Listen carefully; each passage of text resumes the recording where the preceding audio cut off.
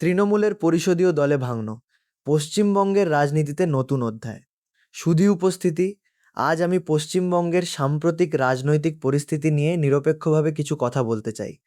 2026 সালের বিধানসভা নির্বাচনের ফল প্রকাশের মাত্র 1 মাসের মধ্যেই তৃণমূল কংগ্রেসের অন্দরে বড় ধরনের বিভাজন প্রকাশ্যে এসেছে। দীর্ঘদিন ধরে চলতে থাকা মতপার্থক্য, নেতৃত্ব নিয়ে বিতর্ক এবং তথাকথিত সই জালিয়াতি অভিযোগকে কেন্দ্র করে এই সংকট চরমে পৌঁছেছে। বুধবার তৃণমূল থেকে বহিষ্কৃত ঋতব্রত বন্দ্যোপাধ্যায়ের নেতৃত্বে 58 জন বিধায়ক বিধানসভার স্পিকারের কাছে নিজেদের সমর্থনের চিঠি জমা দেন। তাঁদের দাবি, তাঁরা তৃণমূলের নির্বাচিত বিধায়কদের 2/3 বেশি প্রতিনিধিত্ব করছেন। স্পিকার তাঁদের দাবিকে স্বীকৃতি দিয়ে ঋতব্রত বন্দ্যোপাধ্যায়কে বিরোধী দলনেতা হিসেবে ঘোষণা করেন।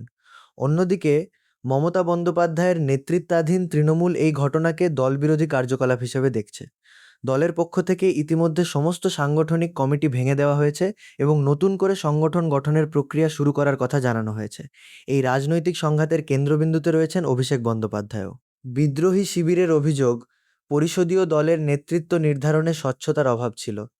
তবে তাঁরা একই সঙ্গে দাবি করেছেন যে তাঁদের নেত্রী এখনও মমতা বন্দ্যোপাধ্যায় এবং তাঁকে পরামর্শদাতা হিসেবে দেখতে চান। এদিকে মুখ্যমন্ত্রী শুভেন্দু অধিকারীর সরকার এই পরিস্থিতির দিকে গভীর নজর রাখছে।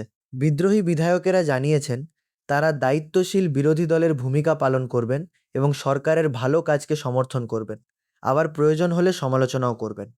বর্তমান পরিস্থিতিতে সবচেয়ে গুরুত্বপূর্ণ প্রশ্ন হলো, তৃণমূল কংগ্রেসের ভবিষ্যৎ নেতৃত্ব কার হাতে থাকবে?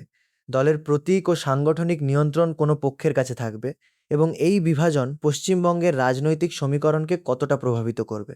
একজন সাংবাদিক হিসেবে আমাদের দায়িত্ব হলো কোনো পক্ষ না নিয়ে তথ্য, ঘটনা এবং জনগণের স্বার্থকে সামনে রাখা।